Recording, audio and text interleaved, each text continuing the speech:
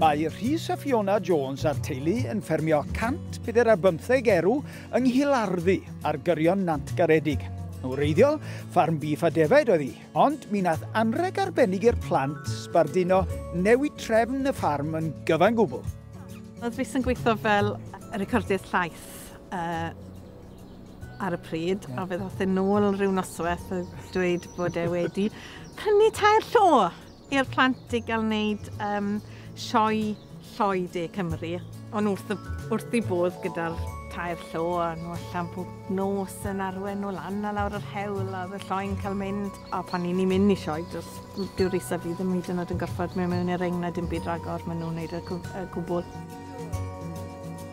Wel, lan i 94 o'n i'n godro yma, a wedyn elon ni mas o lath achos y cost mwy na dim byd arall i datblygu fe i fy mwy.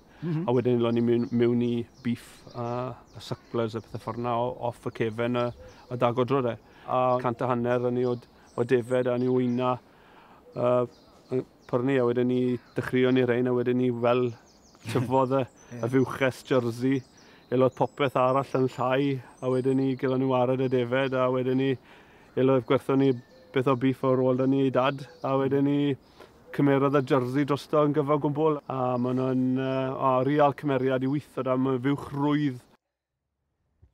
Mae'r teulu'n arddangos yn y sioia ers blynyddoedd ac wedi profi llwyddiant ar sawl achlysur gan gynnwys sioe loi Prydain a'r gil-wobr yn sioe laeth Cymru ddwywaith gyda 2 dreisiad. Maen nhw wedi bod yn flaenllaw iawn wrth drefnu'r sioe wanwyn i'r gwartheg jersey, yn ogystal â pharatoi llond lori o wartheg i gystadlu. Wel, mae hon yn un mach wych, yn caniatau nhw wedi gog i handlo i. Faint o waith sydd edrych ar ôl rhywbeth fel hyn, paratoi nhw ar gyfer sioe?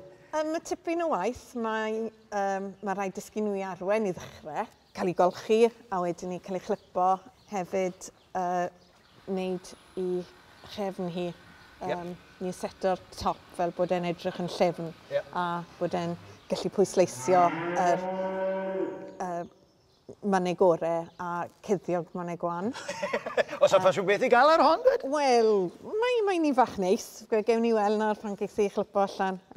Rhydian sy'n neud y gwaith ni. Rhydian sydd wrth i? Ie. Yn 15 oed ag ers pryd mae fe wedi bod yn gwneud math yna o waith? Oedd e rhyw 90 mlwydd oed. Ydyn wir mae'r teulu i gyd yn gwneud i'r han. Does dim un yn segur a ieuenctid y teulu wrth i bodd yn ymarfer i sgiliau arwain ar gyfer y cylch. Awr te, allai ofyn i chi ddechrau, falle dechrau gyda'r Rhydian, be fyddwch chi'n neud ar y diwrnod y siow? Byddwn ni yn golchi y da amser ni wedi cyrraedd i gwneud siwr bod popeth yn glân ac wedyn bu fi a falle Iwan yn clipo, yn neud siwr bod popeth di clipo a wedyn toblino popeth i neud siwr bod popeth yn perffaith. Ac ti'n bod, achos mae ti yw'r hynna, ai ti yw'r bos o tri o'n chi? No. Nawr ten, allai ofyn i ti te Iwan, pwy yw'r bos? Fi. Fyla mae'n gweithio? Wel. Ie. Na ga. Ie. Felly, be fyddi di'n neud felly fel y bos honedig? Bydd yn ista ar ei dyn. Iwan, allai ofyn i ti, pa mor anodd yw e i arwain un o'r lloi yma o gwmpas cylch? Mae'n lot iawn o fel galed i arwain y sioe. Mae'n cymryd lot o amser fi fel torri nhw mewn. A beth amdano ti felly, Awen? Beth wyt ti'n mynd i fod rhyw ddwrnod? Dwi'n mynd i fod yn crime scene investigator.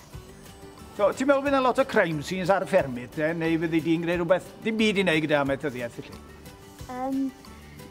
Wel, os mae rhywun yn cael ei rhedeg jyst gyda tractor ar bwrpas, falle byddai'n investigator. Ie. Ac allai ofyn, un cwestiwn mawr ar gyfer y sioe rwan ynddo. Pwy ydych chi'n meddwl o'r tri o'n chi sydd wirioneddol mynd i ennill? Fi. No. Fi. Teimlo, mae lan i'w beirniad i dewis pwy o. Gawn ni weld felly, mae lan i'r beirniad. Da iawn.